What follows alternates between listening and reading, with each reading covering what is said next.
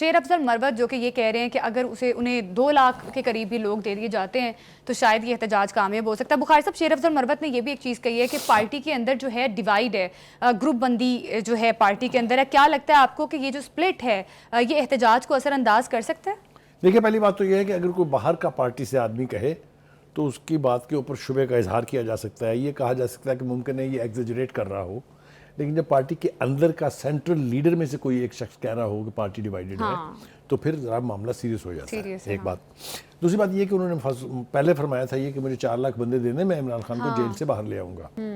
اب انہوں نے 4 لاکھ سے 2 لاکھ کر لیے. 2 لاکھ اور 4 لاکھ بندے انتظام ہو گئے اور وہ آ گئے اسلام آباد میں، تو خان صاحب خود ٹہلتے ہوئے جیل سے باہر آ جائیں گے. پھر شیر افضل مروت صاحب کی ضرورت نہیں ہے. اچھا، کہ یہ وہی بات ہے جو میں کئی دفعہ کہہ چکا ہوں، نہ نومن تیل ہوگا نہ رادہ ناچے گی.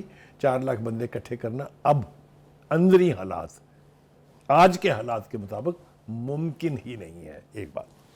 دوسری بات ان کے ہے پارٹی کے اندر جو گروپس ہیں وہ انہوں نے جو کہا ہے اس کو وزن دینا چاہیے. پارٹی کی لیڈرشپ کو بھی سوچنا چاہیے کہ یہ ڈیوائیڈ کیوں ہے. جی انہوں نے حوالہ بھی دے دیا ہے کہ علی امین گنڈا پور بھی یہی کہتے ہیں کہ پارٹی کے اندر ڈیوائیڈ ہے. لیکن جس ڈیوائیڈ کی بات اب میں کرنے لگا ہوں وہ مختلف ہے. اچھا، وہ یہ ہے کہ جو اس وقت تبصرے ہو رہے ہیں، جو اس وقت حقائق سامنے آ رہے ہیں، وہ یہ ہے کہ پارٹی 2 حصوں میں بٹی ہوئی ہے. ایک حصہ وہ ہے جو کہ زیادہ بڑا حصہ ہے جس میں لیڈرشپ شامل ہے، الیکٹڈ لیڈر خاص طور سے شامل ہیں، جو یہ کہہ رہے ہیں کہ بغیر سوچے سمجھے اتنی بڑی کال اگر دی گئی اور یہ کامیاب نہ ہوئی تو پارٹی کو نقصان ہوگا. جی میں سمجھتا ہوں کہ پارٹی کے اندر دس از اے سینر ایلیمنٹ. یہ وہ لوگ ہیں جو عقل سے کام لے رہے ہیں اور پارٹی کی ٹاپ لیڈرشپ کو یعنی خان صاحب کو، بانی پی ٹی آئی کو سوچنا چاہیے کہ یہ جو بات کہی جا رہی ہے اس میں وزن ہے. ایک بات. دوسری بات یہ ہے کہ وہ کہتے ہیں کہ اگر یہ احتجاج ناکام ہو گیا تو پھر پارٹی کو اور زیادہ بڑا نقصان ہوگا. ظاہر ہے، اس لیے کہ وہ جو ڈر ہے، وہ جو ایک خوف ہے، جو خوف کی ایک علامت ہے، وہ اگر ختم ہو جائے گی تو پھر یہ پارٹی ہوگی جس کو کہتے ہیں آلسو رین میں، کہ یہ بھی ہوتی تھی کبھی. ٹھیک ہے. اس صورتحال سے پارٹی کے اندر کے لوگ سمجھانے کی کوشش کر رہے ہیں بانی پی ٹی آئی کو، لیکن آپ کو جیسا معلوم ہے کہ وہ سنتے تو ہے نہیں کسی کی. وہ سلمان خان نے ایک فلم میں کہا تھا کہ ایک وقت ایسا آتا ہے جب میں اپنی بھی نہیں سنتا، تو یہ خان صاحب بھی کسی کی سنتے نہیں ہیں. ایک بات.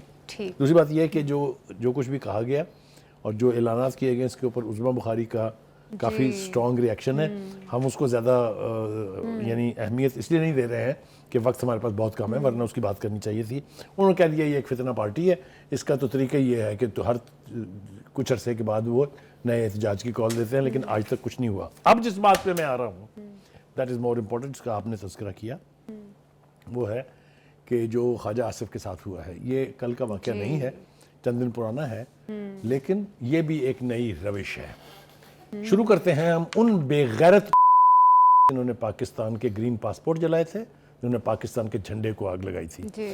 پاکستانی کہنا تو ان کو میرے خیال سے یعنی اس سے بدتر گالی کوئی دینی چاہیے. وہ پاکستانی نہیں ہو سکتے جس سے بھی اس کا تعلق ہے. ایک بات. دوسری بات یہ ہے کہ آپ نے دیکھا ایون فیلڈز کے سامنے اس طرح کے مظاہرے ہوتے رہے. کیا زبان استعمال کی گئی. ان عورتوں کو ڈوب مرنا چاہیے گلیوں پر اتر آتی ہیں. ان کو اگر آپ سیاسی ورکر کہتے ہیں تو اللہ تعالیٰ آپ کا بھلا کرے. میں تو نہیں کہہ سکتا. میں تو سمجھتا ہوں پاکستانی ہے، بالکل کنوکشن سے کہہ رہا ہوں.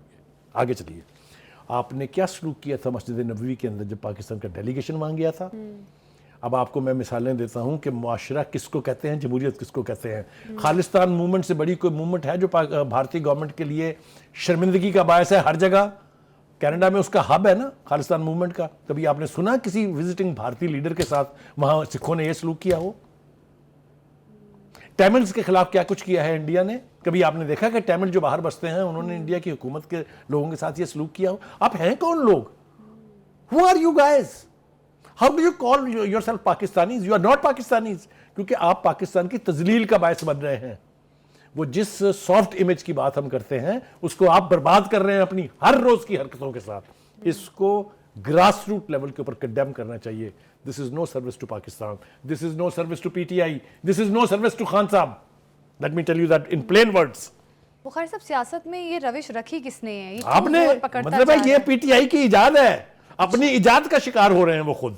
یہ کہیں اور سے نہیں آئی. نکال کے دکھائیں مجھے کوئی اس کا پیرل ہسٹری میں مطلب پاکستانی سیاست میں یہ چیزیں دن بدن بڑھتی جا رہی ہیں. ہاں نہیں بڑھتی جا رہی ہیں اس لیے کہ اس کو فروغ دیا جا رہا ہے, اس لیے کہ اس کو سمجھا جا رہا ہے کہ یہی صحیح سیاست ہے.